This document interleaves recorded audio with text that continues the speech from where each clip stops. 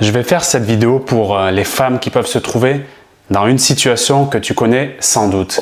Tu finis une relation ou bien tu te questionnes sur tes relations amoureuses, tu commences à regarder du contenu, que ce soit sur YouTube ou à travers des blogs, et tu dévores du contenu, une sorte de boulimie à la consommation du contenu. Tu apprends un tas de choses, tu commences à appliquer certains conseils que tu peux voir et soit tu t'aperçois que ça fonctionne sur le moment et pas dans la durée, soit complètement, tu es mal à l'aise à l'idée de mettre en place des applications. Et qu'est-ce que tu fais à ce moment-là?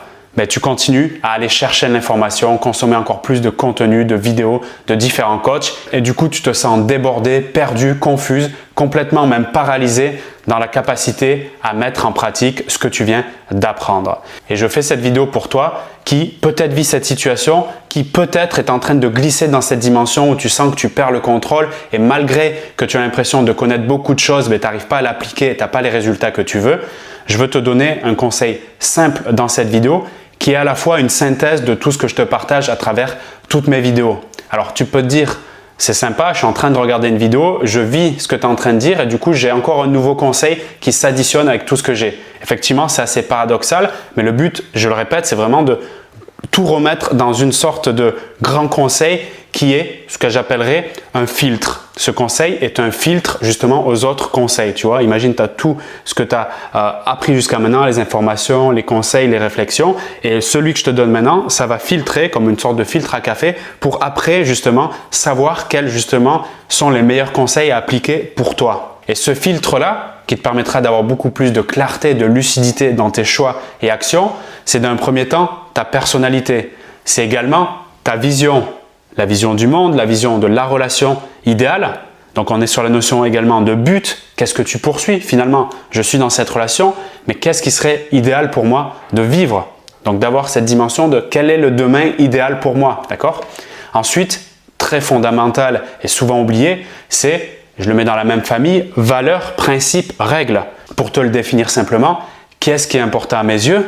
Les éléments clés qui, pour rien au monde, je déshonorerai. Ça peut être ma famille, ça peut être une certaine forme de liberté, ça peut être une complicité, ça peut être un lien intellectuel fort.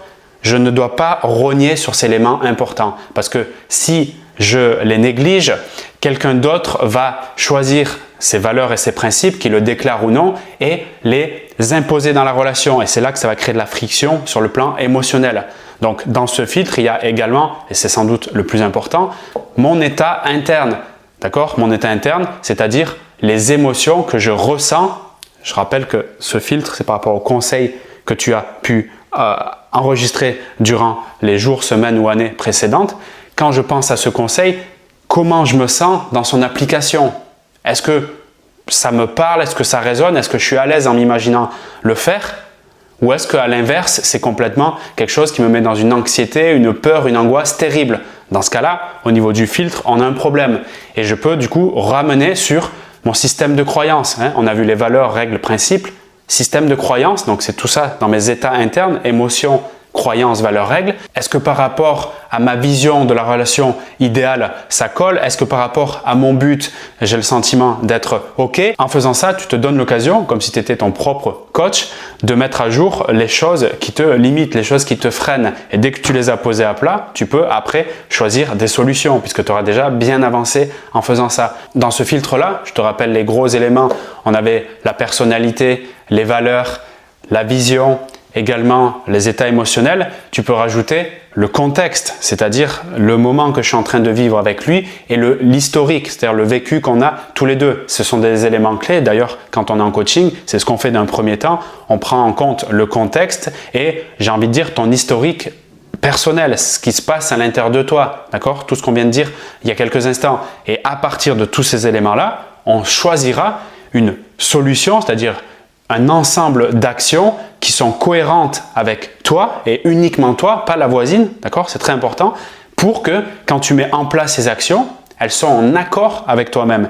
Et une action qui est en accord avec soi-même, c'est une action qui est fluide, c'est une action qui est limpide, c'est une action qui est décorrélée de l'attente du résultat et par conséquent, elle a beaucoup d'impact dans l'énergie qui est proposée. C'est ça qui fait une différence colossale. Et quand tu le prends dans ce sens-là, c'est-à-dire je prends en compte moi, qui je suis avec tous les éléments et je me pose la question, qu'est-ce qui est le plus congruent pour obtenir ce que je veux ou pour m'en rapprocher? À ce moment-là, ça va couler comme un fleuve, tu vois, de l'eau dans un lit bien douillet. Alors que si j'inverse, et c'est là où ça bug et que ça crée beaucoup de confusion, qui est le fait de dire tiens, cette technique elle a l'air sympa, comme une sorte d'objet qui brille, on a envie d'aller le regarder et je vais la mettre en place et je vais voir ce que ça fait. Comme je n'ai pas passé ce filtre en place, ben là il va y avoir des résistances, croyances, valeurs, tout ce qu'on vient de voir. Il peut y avoir un manque d'harmonie, un manque de congruence, c'est-à-dire un décalage entre ce que je suis et ce que je fais qui, tout naturellement, quand je vais le proposer, donc à l'homme qui est ici, qui va le recevoir, il va le percevoir. Parce que l'homme, comme tout individu, de façon non consciente, est capable de percevoir une sorte de grincement, ou j'ai envie de dire même de court-circuit,